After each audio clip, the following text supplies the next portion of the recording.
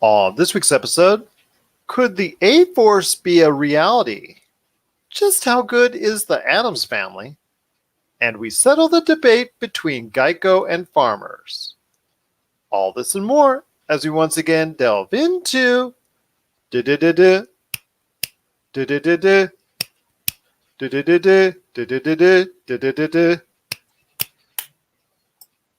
the pop culture cosmos. You were mute on most of that, so it was like... I know, that was embarrassing. Sorry. And we're back with another episode of the Pop Culture Cosmos. This is Gerald Glassford from Pop Culture Cosmos, Game Source, Inside Sports Fantasy Football, and the Lakers Fast Break podcast, welcoming you once again to our awesome podcast. But it wouldn't be a Pop Culture Cosmos without my good friend. He's our own Knott's Berry farmer from Pop Culture Cosmos. You got to check out everything that he's doing today at popculturecosmos.com, popculturecosmos.wordpress.com, and all the great things that he's doing with Topicocalypse and his awesome book, Congratulations, You Suck. It is my good friend. It is Josh Peterson. Did you have fun today at Knott's? It's crowded, man. All the kids, they had that Halloween thing going on, not Haunt, but the one they do for the kids. So there's a lot of people in there, and like I was in line for the log ride, and parents don't do parenting anymore, man. They just like let their kids run amok through the line, and it's chaos, man. Absolute chaos. I love that log ride, man. Of all the rides at Knott's, I love water rides, period. But Yeah. That is one of the best water rides that's out there. I cannot say enough good things about it. I hope they never get rid of it. I just tell you what, it's an awesome time every time I go to Knott's Berry Farm. And if you are on the West Coast, you get a chance to check it out. Plus, also stop by and have the fried chicken as well. But it is Yeah. Oh, sorry. Yeah, and they have the Halloween. They have it all decked out with Halloween stuff in the ride. It's pretty cool. Oh, sweet. I just remember as a kid, because I've been to Knott's Berry Farm many, many times over the years. In fact, I went, I think last year was the last time I went. And I'll tell you what, just such a great time. But even as a kid, I still remember going to the fried chicken cafe that they have there where they serve their world famous fried chicken, and just, it was just delicious then. And it's still, if you get a chance to go, it's delicious even today. So great things to have fun at Knott's Berry Farm if you get a chance to go down there. Disneyland is not the only thing in Orange County to have fun at. So Knott's Berry Farm, they get some props from us right here at the Pop Culture Cosmos. But it is going to be a great show. We're going to have for you today. We're going to be talking about a lot of great things, including what happened this weekend in the box office.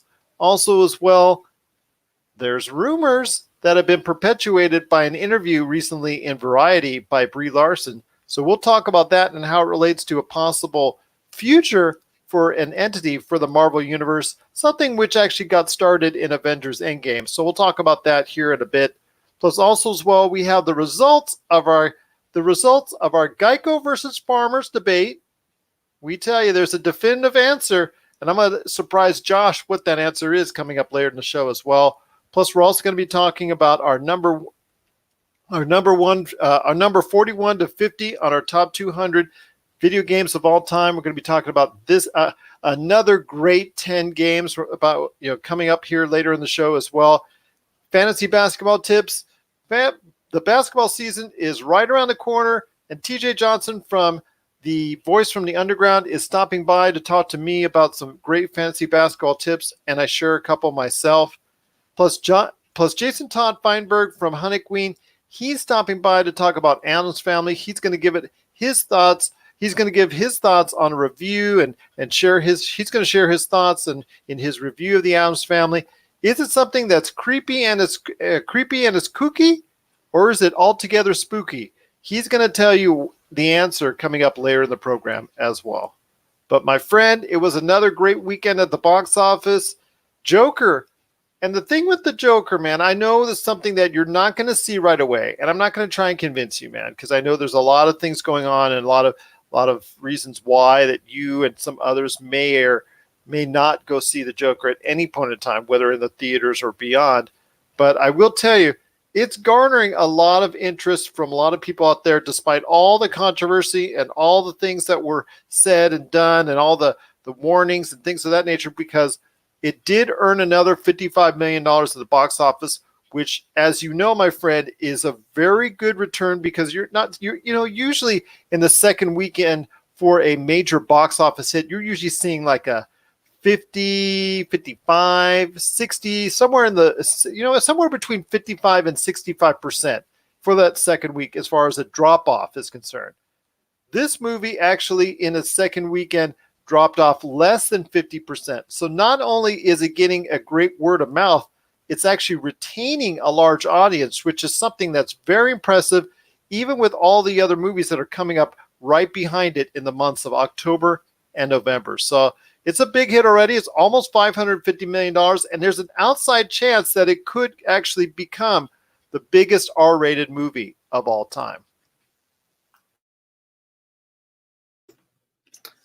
Yeah, that's cool. I've actually been talking to a few people who saw it, and they kind of echoed similar sentiments to you. As it's a good movie, but it's awkward in a way. Like it's something you experience and not really watch. I've also talked to people who feel like the Joker, they shouldn't have made a Joker film in that timeline, because they just feel like the Joker is he's a Batman villain, so it felt weird to them to have them call that movie the Joker instead of just make it about a clown. So I've heard different things about it, but I'm glad to see that it's doing so well. Scott Phillips hasn't actually made a movie in a while, not since Hangover 3, so it's good to see him back on the scene. I will watch it eventually, but I'm glad to see that it's gotten such great word of mouth. If more movies can have that kind of momentum going for them, the box office would be an entirely different monster today. Well, before we go ahead and talk about some of the rest of the box office numbers, because there are 3 other films I do want to talk about real quick, I want to ask you, my friend, you spoke of Todd Phillips, and the last movie he made was the Hangover 3, which, even though it was the biggest comedy of that year it came out, it was actually very disappointing as far as the numbers are concerned, even though it earned over $100 million here domestically, and I believe to $300 to $400 million worldwide. So it turned a profit. It just didn't turn the kind of profit the first 2 Hangovers made. But I want to ask you this. When it comes to Todd Phillips, in the press, the car wash, whatever they call it, as far as going through all the press media and doing all the media requirements and the press and the media requirements and the press and things of that nature, he went and he had an interview where he stated that he was no longer going to be involved with comedies simply because of the fact that the society today had become too PC, had become too, I guess, just too straightforward for his taste, I guess it could be the best way to say it, as far as just too it's a counterculture. It's a PC culture that he just doesn't want to be able to go ahead and make a comedy for this type of environment, because he thinks a lot of things that he would come up with that is funny would be very different and would be perceived as very different by a large audience than what it was, let's say, even 10, 15 years ago when he made Old School, when he made the Hangover movies, especially 1 and 2. He thinks there's a different audience now, and he doesn't think he agrees with everything that that goes about it as far as the PC culture that we currently live in. He's not wrong. I look at it like comedians can't even fart these days without having a bunch of people trying to climb up their backsides over it. Dave Chappelle is case in point with that. Like after his Netflix comedies, he was attacked by everybody for that, or not everybody, but millennial journalists went after him. There was a time when it was a comedian's job to be able to say things that other people couldn't. And I totally understand Scott Phillips' sentiment. That's why I'm so curious how this Jay and Silent Bob reboot's going to do, because Kevin Smith is one of those old school filmmakers who makes dirty comedies. He makes rom-coms, and that's what Todd Phillips has been so famous for over the years. So I'm really curious how that movie is going to do, and it breaks my heart. It's a shame, because Todd Phillips is great at making those kind of films, and it breaks my heart to know that he's not going to be able to do that, because society has become this politically correct monster, and it I don't know. It just I have some more thoughts on this, but I'm not going to go into them. So yeah, I see where he's coming from though for sure.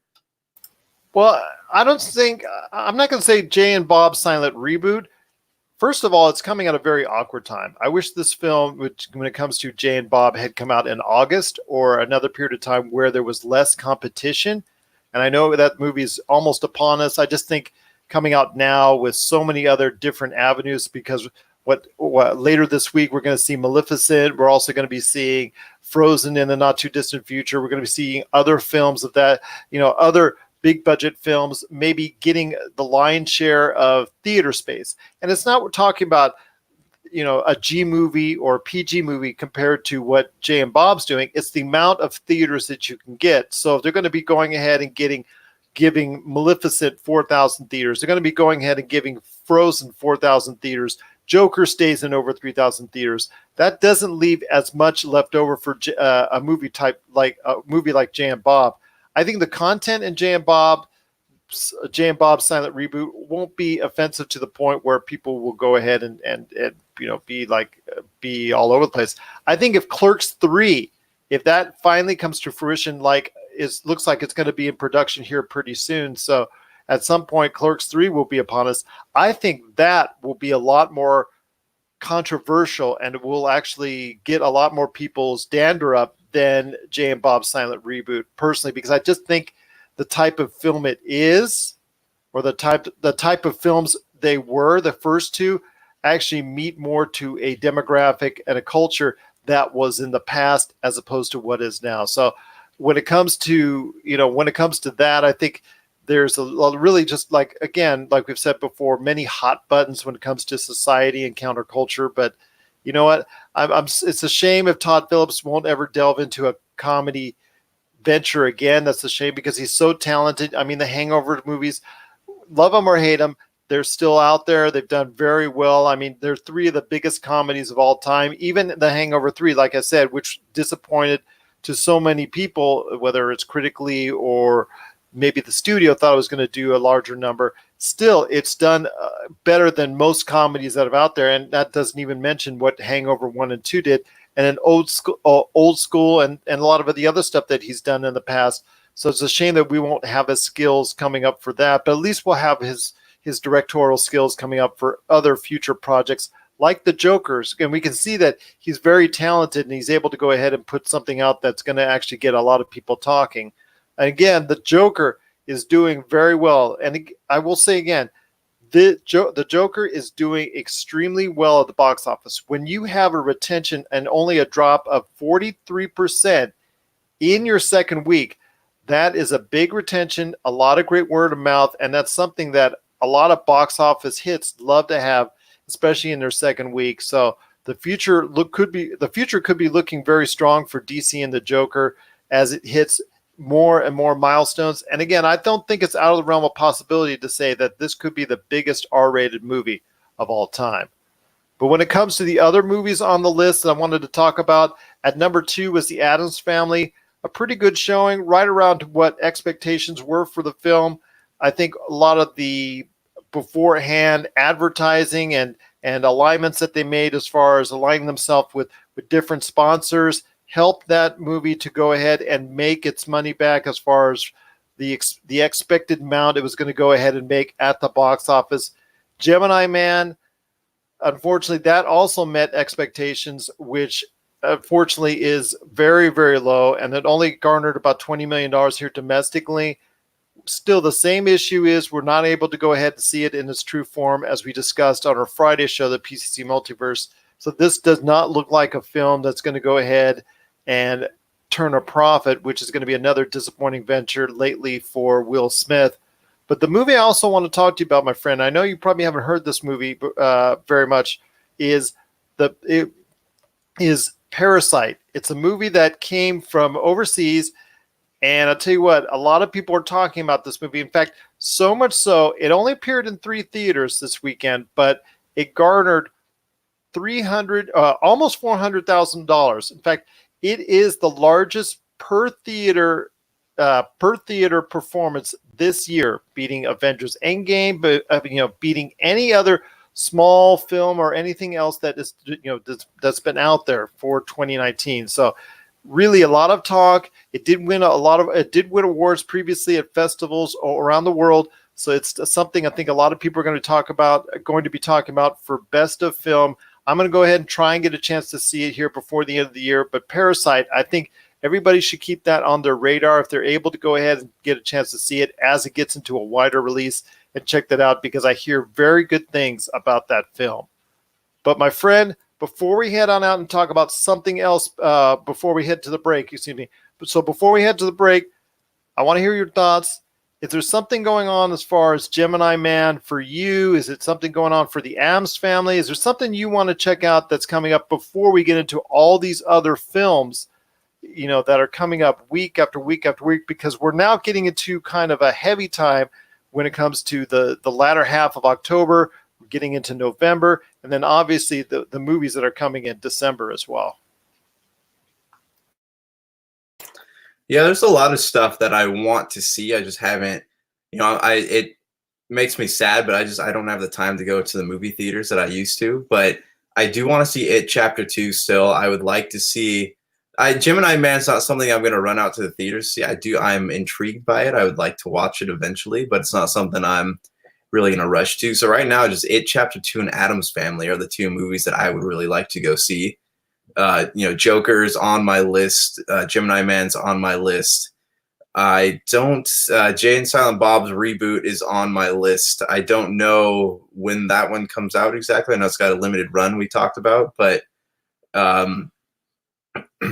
I mean, I'm trying to think. Like, I know Star Wars comes out in December and Frozen 2, but are there any more like super heavy hitters? Because usually, the past few years we had a Justice League, or we had Fantastic Beasts and Justice League the next year, then Fantastic Beasts again the next year. But I don't know, besides Star Wars, if there's anything big really hitting theaters this holiday. As we discussed before, my friend, in December, that loves to come out just before a Star Wars movie, and that is Jumanji 2. Oh, that's right. That is going to go ahead and ride the wave of Star Wars. That was one of the few films that actually wanted to compete in the same general time frame as Star Wars, so that's something to look forward to. But you wanted to know about Jay and Silent Bob reboot? Then you better get prepared, my friend, and geared up, because guess what's coming out this weekend?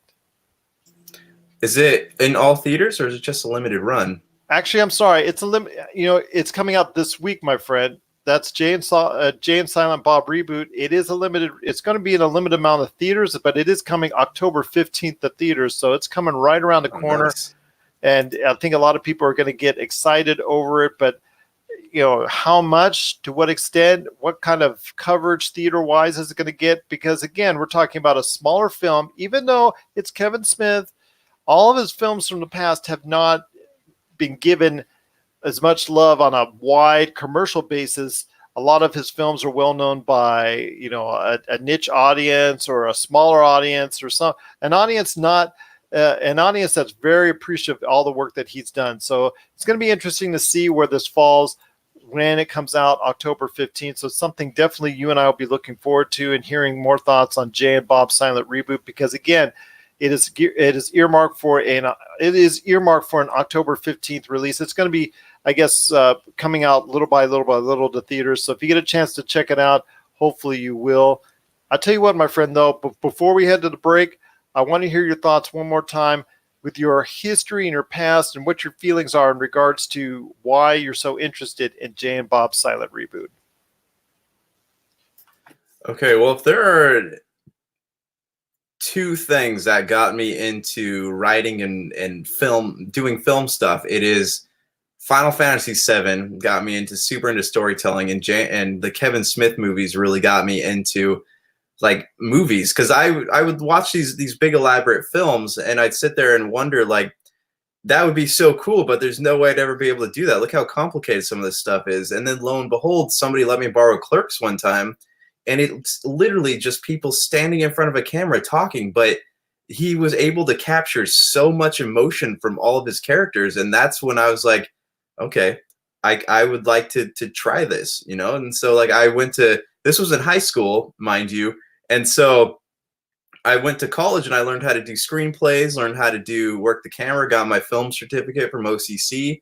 I haven't, like most adults, I have not put a lot of this stuff into practice, but I did a little warm up stuff with ghost toasters and things like that. And Kevin Smith, as simple as his stuff is, it's like it inspired me to sit back and think, that I could probably try something like that. So that's my history with that. I watched all the Kevin Smith movies. I love them all just because he's reminds me of Guy Ritchie with dialogue. A lot of people don't like their films as a whole, but looking at the way that their characters interact with each other has always been super impressive to me. So that's kind of my history with Jay and Silent Bob. So I'm a fan, and I just like to see what he does. How is Jay and Silent Bob, a product of the 90s, going to evolve into modern audiences? Because Clerks 2 came out right at the beginning or end of that era, that we discussed earlier, where you could make raunchy comedies. And now we're in this time when, even if you watch like the Red Band trailer, right, where Jay's got his pants down, like we're in this time when making that kind of stuff is dangerous. So I'm really curious what this movie's going to be, how these characters evolve, and how people are going to perceive it. I don't blame you a bit, my friend, because there is going to be some type of interest in one way or another in our PC countercultural type environment that we have. A lot of people that would in the past have been very accepting or even been entertained by a lot of the stuff as far as raunchy comedies or anything of that nature may not do so now, or may not be as entertained by it now. So that's something that we really have to take a look at. And that's, again, the reason why Todd Phillips has sort of strayed away from comedies and won't be making comedies anytime soon. Fortunately, he still is making movies, and The Joker is doing very well at the box office. But before we head to a break, my friend, I want to ask you this. Let me ask you this. In an interview with Variety, Brie Larson stated that she and all the other major characters, female characters from the Marvel Cinematic Universe, have approached Kevin Feige about doing an all-female, essentially A-Force, because that's what A-Force is in the comic books, is an all-female Avengers force, which we saw a taste of in Avengers Endgame. There was that one scene where all the women are, after they have the gauntlet, and they're going to go ahead and take it, and they're going to go ahead and go get it to the van, and so they can go back into the quantum realm and all that. And just before they do, Brie Larson Captain Marvel takes it from Spider-Man, and all the women line up to protect her and all that. So I ask you, my friend, you've seen that, and I remember at the time in one of our most popular episodes, the Avengers Endgame spoiler cast, we all cited that it was there. I know it's a scene that quite simply are similar to the Joss Whedon Avengers roundabout scene as well. That one was kind of forced too, but a lot of people enjoy that. I enjoyed that scene. I also enjoyed the scene, however forced or maybe inorganic that some may feel it is. I still think it was needed. I still think it was warranted, because of the inspiration that it derives from, and that also the inspiration that it gives to young women, ladies out there, and to the entire female audience of what it can do, and how substantial a part female Marvel superheroes can play in the Marvel Cinematic Universe. So I want to hear your thoughts, my friend, on a possible A-Force movie coming in, maybe what I would probably say Phase 5 of the Marvel Cinematic Universe. Okay. I know this is always a touchy subject with you, and I know we discussed this in our spoiler cast. I said it was something that did not look organic. Okay, I give you that. Yes, it did not look organic. But again, it's just similar to what we saw with the Avengers spin around in the original Avengers. Okay, that wasn't exactly the most organic thing in the world either, but it served its purpose. This also serves its purpose, and I think it provides inspiration. Like, for instance, to my girls. I've got 11 and 13-year-old girl and 11 and 13-year-old girls, and they really were inspired by this, and they saw it as an opportunity to be more excited about the Marvel Cinematic Universe, which can never be a bad thing. Yeah, no, I mean, I get that. I totally get that. To me, it feels like they're not going to be able to do a movie like that unless they go the route of like, oh, men are bad, all men are bad. I mean, that's the same thing that happened in Captain Marvel. Like it doesn't feel like it's going to be not without a political or a social agenda. You know, I'm all for having a movie like that, but it feels I don't think that they can do it without pushing an agenda on people, like saying, oh, all male, you know, masculinity, it's all bad, it's all bad. Like I if they were able to do that and just make it a superhero flick, yeah, that'd be rad. But I feel like there's going to be too much going on there. And you know, as for the scene in Avengers, yeah, I know we disagreed on whether or not it was necessary.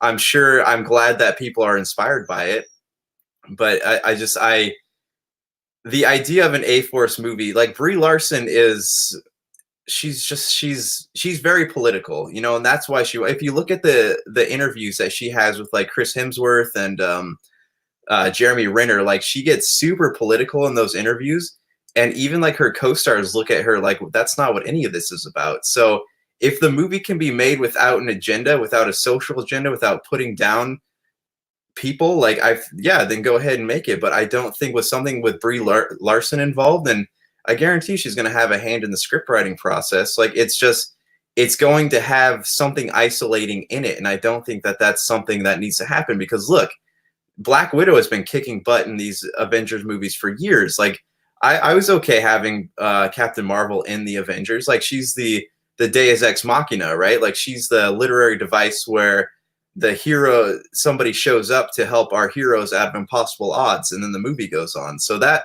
and you know, that was a lot, but that was fine. But I would be okay with a movie like A-Force if it didn't serve a social agenda, I guess. Does that make sense?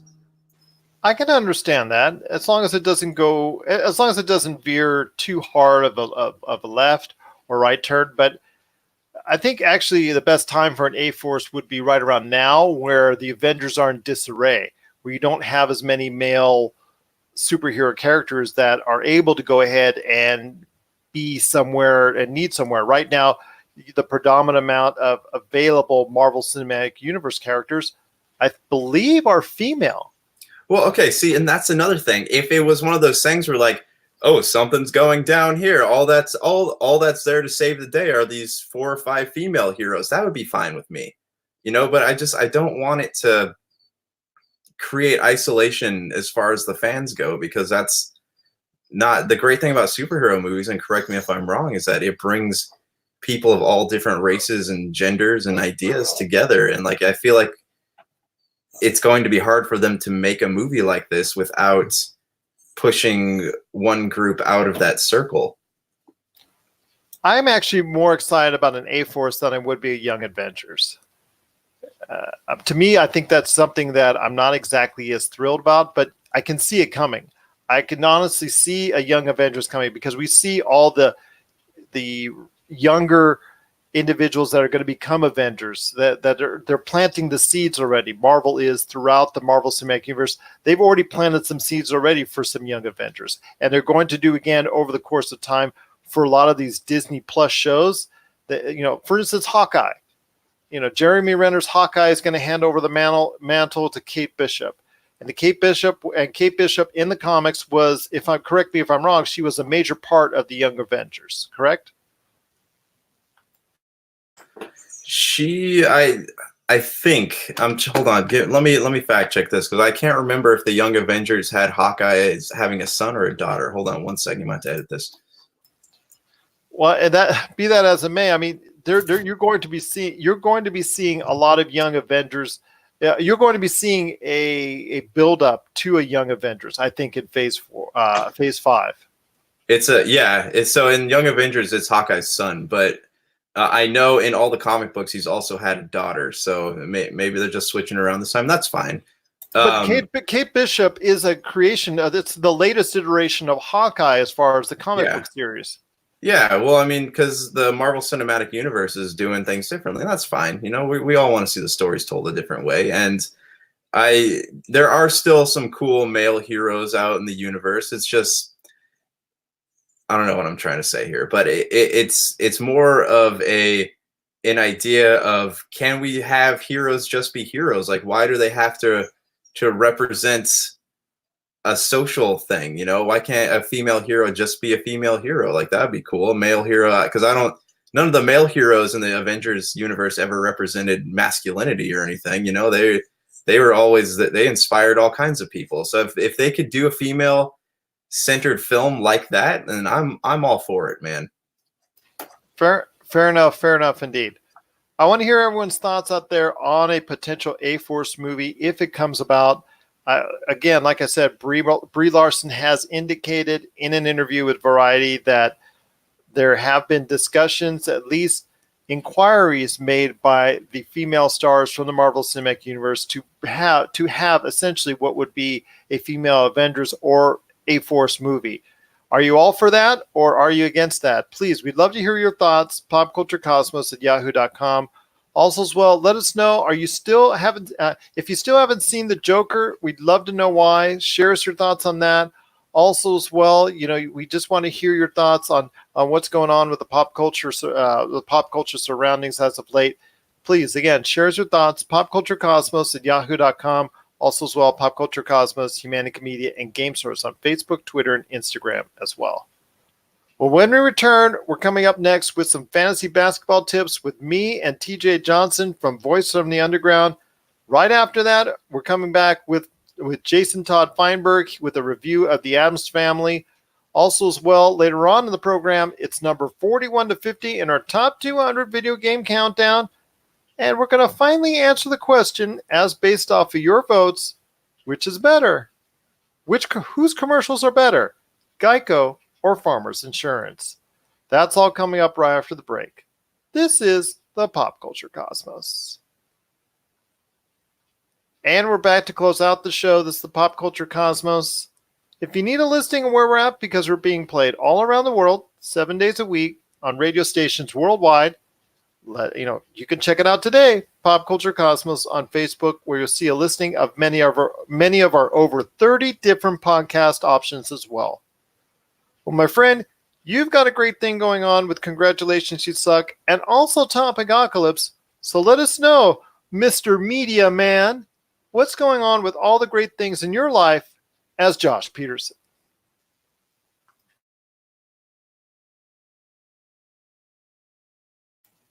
As Josh Peterson without the mute button. You know, it's weird. I keep clicking on it, and I guess I'm watching the camera, and I'm missing the button. So I'm like clicking. Why is this not working? Why is this not? These dang computers. Yeah. Anyways, so you can pick up a copy of Congratulations You Suck today on Amazon and Barnes and Noble and a few other booksellers. It's almost sold out on Amazon. There's like 8 copies left, so hurry up, grab a copy. I'm actually going to start working on another book here soon, so stay tuned for more info on that. Topicocalypse is back. You can check that out now on our Podbean channel and iTunes, Apple Podcasts. We're also on Anchor.fm, so you can give that a listen. And that's all I really got right now. Hey, I want to ask you a question. So you have to meet a certain requirement as far as the number of books in a certain amount of time. Is that correct? I'm under contract for 2 books. So let me ask you this. If you're like pressed for time or you're just pressed for content, is it cool if you could just send them like a picture book and say, hey, I'm done? I actually thought about that because this publisher has not really done anything to help me as far as they refuse to call places and let me do live readings there. So like I'm trying to cover all this ground myself. So I was thinking about just like writing nonsense and sending it to them. I don't think the contract works like that, so I actually got to try it. But yeah, no, that'd be cool. I just do some stick figure ninjas and have them fight each other and put little like pow pa ha sound effects in there, onomatopoeias they call that. There you go. Or you could just do some like paper airplanes, and there you go. Yeah, there we go. There you go. But again, it's Congratulations You Suck. You got to check it out today at BarnesandNoble.com, Amazon.com. It's on the Nook, it's on the Kindle, or just go ahead to your local Barnes & Noble. I mean, if you have a bookstore still in town, because I know they're becoming passé and everybody wants to go ahead and buy them off the internet. But go ahead, you can just go to still. If you've got one, if you got one, a Barnes & Noble story, just walk right in and ask for it today. Congratulations, You Suck by Josh Peterson. All right, my friend, we're counting down more options. We're counting down another great list of 10 in our top 200 video games of all time. We're getting closer to number 1, my friend. So here is the list for numbers 41 to 50 on our top 200 video games of all time. I got it's it's going to start with number 50, and I'll tell you what, my friend, this is a good one. Oh, do I have memories of this one? But I'll talk about it a little bit later on. That's Doom at number 50. 49, Assassin's Creed 4 Black Flag, which I still think is the best Assassin's Creed game in the series. 48 is Secret of Mana. 47 is Contra. 46 is BioShock. 45 is NFL Blitz. 44 is Donkey Kong Country 2, Diddy Kong's Quest. 43 is Castlevania, Symphony of the Night. 42 is World of Warcraft. 41 is Final Fantasy VI, although it's number 3 in the US. I don't understand that numbering. You're going to have to explain that to me. But all right, this is a stacked list of 41 to 50. I mean, there's a lot of really important games overall for the video game history books and all that. So I want to hear your thoughts on the games I just talked about from 41 to 50. Okay, the mute button is actually pressed this time, as you can all tell. The Doom 1990. Okay, so this is weird. This makes me sound bad, but I didn't actually play. My first Doom game was on Nintendo 64, so I didn't actually play any of the older ones. So I don't really have a lot of experience there. Black Flag is the quintessential Assassin's Creed game, at least in my book. Like, that was the last one that I loved. Like I kept going back to play Odyssey. I played all the DLCs, but Assassin's Creed 4 was like the first game that felt like a full experience to me, that actually came out on a disc. You didn't have to buy anything else for it. It was the first game that I actually felt satisfied. It's the first time in a video game that I got up and I actually researched who some of these characters are. I learned more about Blackbeard, more about Bonnie, more about Jack Rackham, like all these famous pirates that they shoved into this world. I actually went online because I wanted to know more about them. I watched all these History Channel specials. Like, this got me really fascinated in that world, and it felt more like a historical epic than an Assassin's Creed game, because there wasn't, besides trying to find some kind of artifact or something on a couple islands, there wasn't real. It was more history than it was the Assassin's Creed lore, which was really cool to me, because you can go out, you played through the history, you built your ship, you could experience naval warfare, like you were living in that world, and all the stuff that you learned, like you heard in stories as a kid from Robert Louis Stevenson's Treasure Island, all that stuff. You went to all these places, and because of that, Assassin's Creed 4 will always be one of my favorite games ever made. Secret of Mana. So I don't know if you're familiar with this series, but it was one of those games where in a time when JRPGs weren't really that popular, like Secret of Mana had a very small audience here in the US. And I know they just released the Collection of Mana for Nintendo Switch, but this is one of those games where, you went through this fantasy world. There's a lot of bosses, a lot of dungeon crawling. It was a nice alternative to the Final Fantasy games, which were kind of dominating the market at the time. And then, they had all this bad publicity because they're doing ports and stuff on the iOS and Androids and all that stuff, and people are unsatisfied with it. So now you can buy the collection on PS4 and Nintendo Switch and play them how they were meant to be played, as the original Japanese version. So I was kind of always really a fan of that series. Contra was fun. That was a good arcade game. Anytime you go to a pizza place or you go to like an arcade bar, they always have Contra. Love that game. And that was actually on the At Games thing. What do they call that? The Legends Arcade. So you can play Contra 1, Contra 2. I think there's a Contra 3. I'm not sure. BioShock was an interesting game because it was one of the first games to truly blend well fantasy, horror, steampunk. Like, it had so many different elements working for it and just the story itself, like this idea that there's a group of people who decided that they were tired of being bound by the scientific restrictions of society, and they built a city underwater, and you get to see how this society plunged into madness as you're trying to track down Atlas Ryan and I think you're trying to find someone's daughter, if I remember right. But I played this game from start to finish. Like, I sat down on a Saturday morning, started at about 9 o'clock, and didn't finish it till 4 or 5 in the evening. Like, I was that into this game.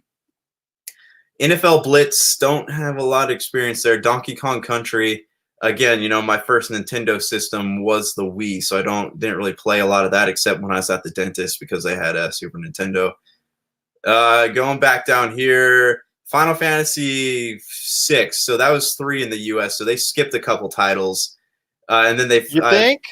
Yeah. So well, it's weird because Final Fantasy 3 finally released on the Game Boy Advance. And it was done in 3D. So it looked really weird because you have Final Fantasy 1 and 2, which were these pixel games, and then you had 3 that had this like cool, vibrant 3D world to it. So it didn't really look. It looked really out of place. And, it's weird, too, because some of our Final Fantasy adventures are actually connected, I think, to the Mana series. I'm not 100% on that. I'll have to do a little research. But Final Fantasy VI is good. It's a very, very dark game. And they have, I think this is the one that has the After Years attached to it. And it's a game that takes a very dramatic turn at a certain point in the game, and you can play it now on the Final Fantasy Anthology Collection on PlayStation 1. You can still buy that on eBay for pretty cheap, but it's a great game. It's your typical Final Fantasy. You have your party of 5, your mage, your warrior, stuff like that. But I remember it's so talked about because it has this this turn, right, where you think that you saved the world and everything is like plummeted into darkness. So you're playing this version of the world that it changes. It feels like you're playing 2 different games. So I don't want to give too much away about that, but I definitely recommend people out there play it. What about you, though? Anything that you're interested in here? Well, I have told you the stories before in the past about my past with Doom. I mean, I love that game to death. It's just been an awesome time. Every time I play into it and play the BFG and try and go ahead and wipe out all the demons in hell and all that. I did say, and I have said before, that when I was involved in, when I was working in Hollywood and I was working for a particular special effects company, we did take some time. There was some downtime or things were rendering because and back in those days in the 90s, there were times where you had to go ahead and let things render for hours upon end. And so you'd be sitting there twiddling your thumbs.